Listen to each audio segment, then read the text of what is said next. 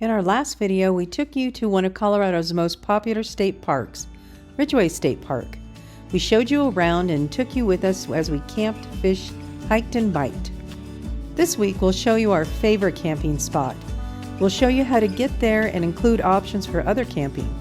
You'll see why people prefer this area over Rocky Mountain National Park. As part of our new adventures, we're investing in a used side-by-side. It was the primary reason for buying a toy hauler.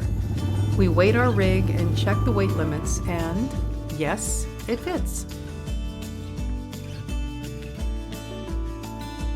Silver Jack Reservoir is located in the southwest portion of the state. You can access the reservoir two different ways. The first is through Ridgway over Owl Creek Pass, or from Montrose you can take Highway 50 over Cerro Summit, a pass that climbs 8,000 feet. Since we wanted to see how Clifford, our truck, would pull our loaded trailer over the highway, we opted to take the route over Cerro Summit. Clifford pulled the weight with no problems.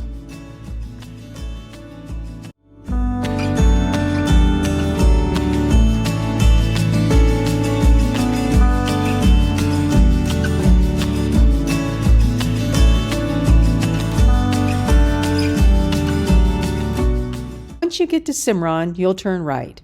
If you blink, you might miss it.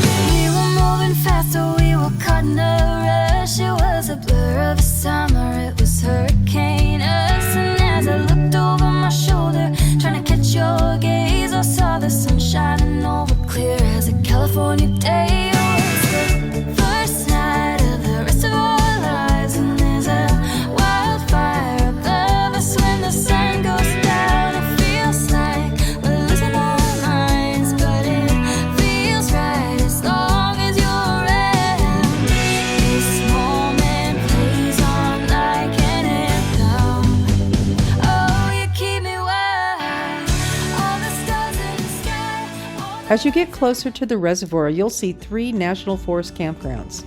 The most popular and largest campground is Silver Jack. It's the closest to the reservoir and does offer a few sites with electric hookups. Being that this area is over 9,000 feet of elevation, these campgrounds open later in the season and close by the end of September. If you're wanting more privacy, check out Beaver Lake and Big Cimarron. They're your best choice since these don't generally fill up. In fact, when we're here in July, both of these campgrounds were empty. You'll have to pay a small fee to use these spots. But we're going to make the case for driving past these and camp in our favorite area. Drive past the campgrounds and the reservoir. Turn right on Middle Creek heading towards Owl Creek Pass. After you cross the bridge, turn right and you'll see several campsites, many of which are on the river. We have camped as early as Mother's Day using these sites, but doing so will depend on the snowpack that year and the progression of snow melt. We chose this area because we plan to access the trails leading to the reservoir.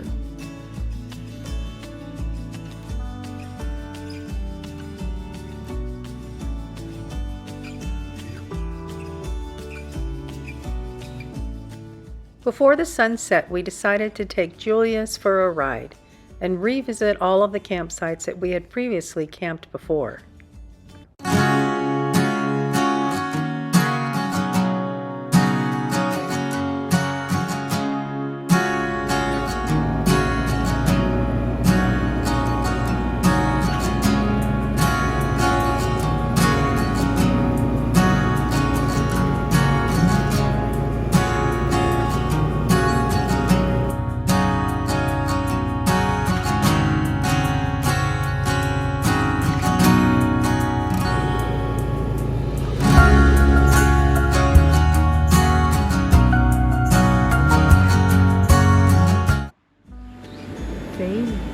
What you looking at? One of the great things about having a campsite like this is that Sadie can run free.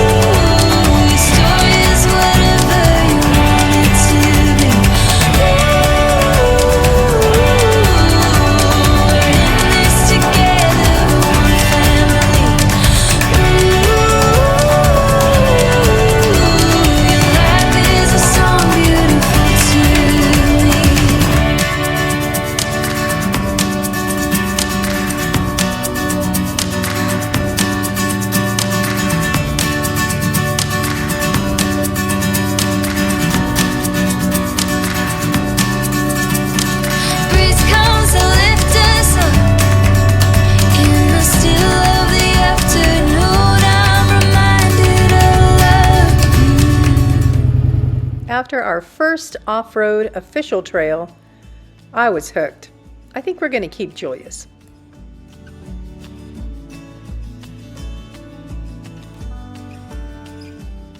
There was absolutely nothing wrong with her campsite, but just over a bit was our favorite campsite. So the Hubs, being the stalker that he is, waited until they left and we jumped on it.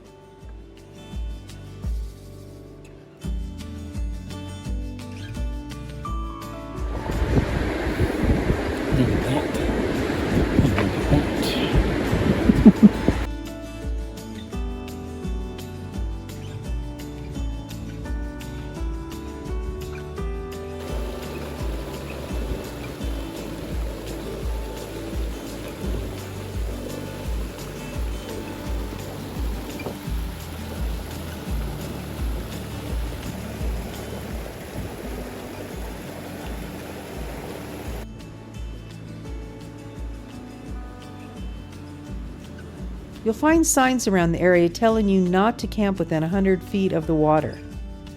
This is one of those signs that seem to conflict with what you see. It certainly does here, since most campsites are next to a water source. The signs are not put up by the National Forest Service, nor are they enforced. However, they agreed to the placement of the signs to educate the public. There are 3 reasons why camping next to a water source could be a problem. First is, they want to minimize the pollution of the surface waters.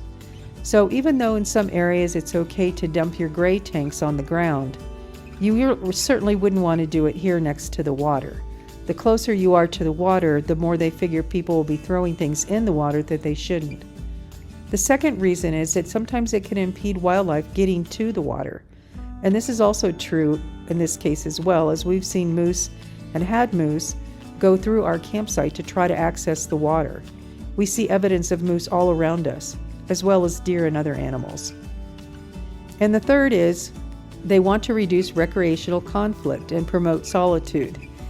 If you're right next to the river, people who are fishing the river will oftentimes come into your campsite. This could create a conflict with people who just don't want that happening. But if you're next to the water, you better expect it. Can't hear you. Normally, I'm a very rule-oriented person, but I have to admit my selfish nature still allowed me to appreciate our spot, even though it was with a little bit of guilt. We decided it was time for us to visit our little hidden waterfall. Go down about 2.5 miles on Middle Fork Road. You'll see an area where the road widens. Pull over and look to the side, and you'll see a trail that goes up to a hidden waterfall.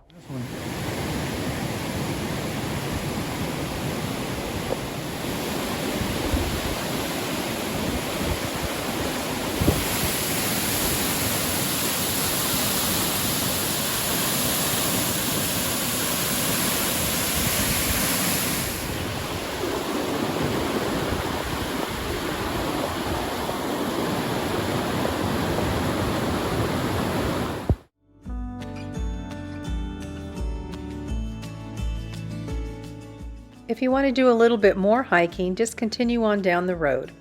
There you'll find the Middle Fork Trailhead.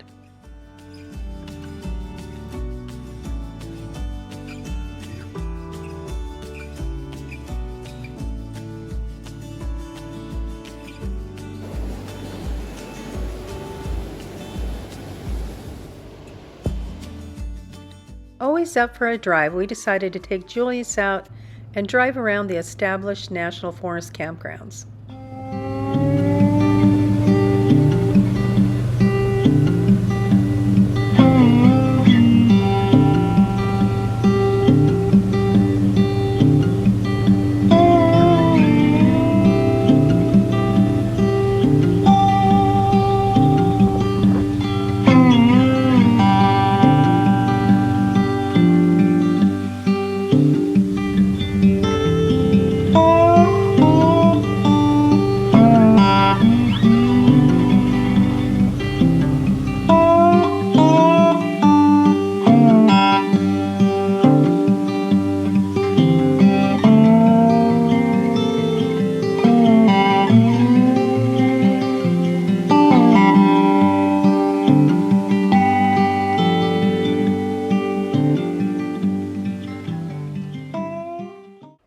a good night's rest, we decided to get up early and visit the reservoir. There's something about early morning and water that's very calming.